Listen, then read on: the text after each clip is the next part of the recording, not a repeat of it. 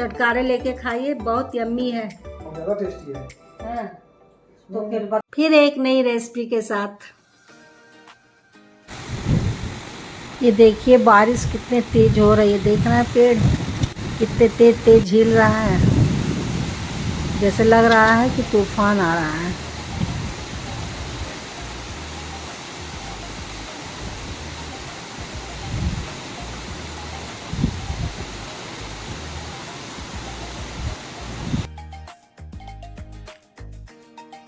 Hello everyone, कैसे हो आप सब? आई होप आप सब बहुत अच्छे होंगे। और आज के ब्लॉग में फिर मैं आप लोगों को एक नई रेसिपी देने जा रही हूँ, तो आप लोग मेरे साथ बने रहिए और आगे देखिए मैं आज आप लोग को क्या दिखाने जा रही हूँ। हाँ, तो अब त्यौहार का सिलसिला शुरू हो गया है। पहले तो 3 छठ है और फिर जन्माष्टमी है, तो मैंने सफाई शुरू कर दी। इसलिए सफाई शुरू कर दिया क्योंकि फ्रिज की भी सफाई करनी थी, उसमें सामान पूजा के फलाहारी भी बहुत रखने थे। वैसे नॉनवेज मैं इस फ्रिज में नहीं रखती हूँ, नॉनवेज वाला फ्रिज मेरा ऊपर है, लेकिन खाना तो रख ही देती हूँ लहसुन प्याज वाला, तो इसलिए मैंने फ्रिज को कर दिया आज ही साफ़। और फिर मैं कमरे में आई और बेडशीट वगैरह मैंने कहा चेंज कर दूँ, क्योंकि कुछ ना कुछ तो लोग खा ही लेते हैं बैठ के वैसे भी, और व्रत का समय है तो थोड़ी सफाई भी ज़रूरी है, तो अकेले ही करना था और मैंने कहा कि शुरू ही कर दूं। और सिंजो भी हैं तो इनके भी थोड़े बहुत फ्लोर पे गंदगी हो ही जाते हैं, तो वो गंदगी भी साफ़ करनी थी। एसिड डाल के मैं सफाई वो करती हूँ, पहले ही मैंने साफ़ कर दिया।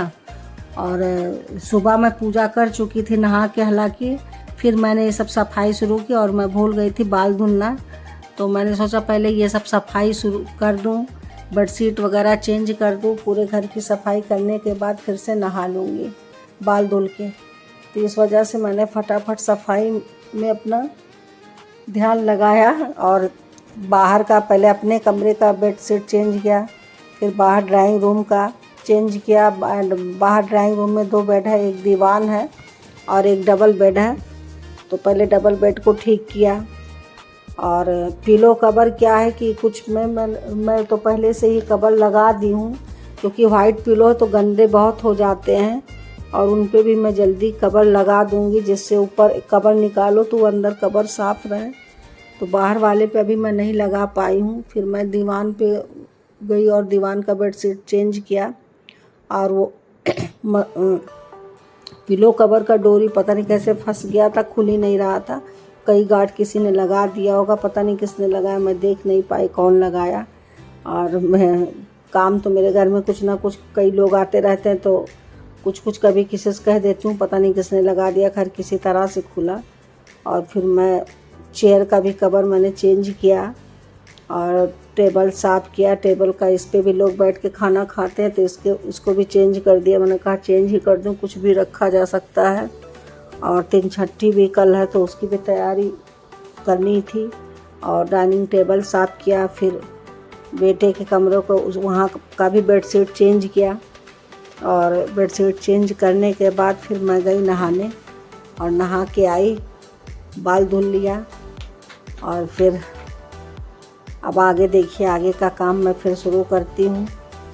और काम तो बहुत ज़्यादा हो जाता है, थकान सी होने लगी थी और करते कराते।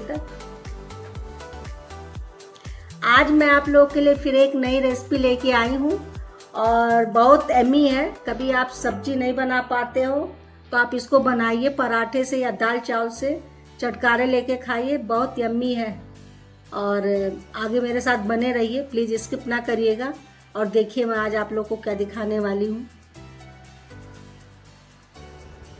मटर भीगा हुआ है 2 मुट्ठी, 2 उबले आलू हैं जो पूरा गला नहीं, मतलब गला तो है एकदम फूटने जैसा नहीं, एक खीरा है धुल के, एक मूली है और 5 से 6 हरे मिर्च है, बीच से चीरा लगे हुए, और नींबू है और सूखे लाल मिर्च है, तिल है सफ़ेद वाला और मेथी दाना है, हल्दी पाउडर है, नमक है, सरसों का तेल है। सबसे पहले आप इन सब्जियों को काट लीजिए। इस कैसे कट रहा आप इसमें देख पा रहे हैं। मिर्चे के डंडे को भी तोड़ लीजिए। ये देखिए, जिस तरह से मैं काट रही हूँ आप उस तरह से काट लीजिए और काट के जब तैयार कर लीजिए।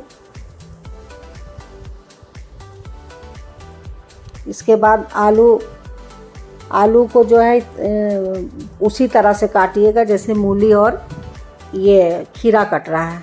अगर खीरा आपको बहुत कड़ा मत लीजिएगा, मुलायम खीरा लीजिएगा। अगर कड़ा खीरा है कोई बात नहीं, बीज को निकाल दीजिएगा और खीरा छिला नहीं जाएगा। मूली तो धुल के छिलके काटेंगे, खीरा धुलेंगे काटेंगे लेकिन छीलेंगे नहीं।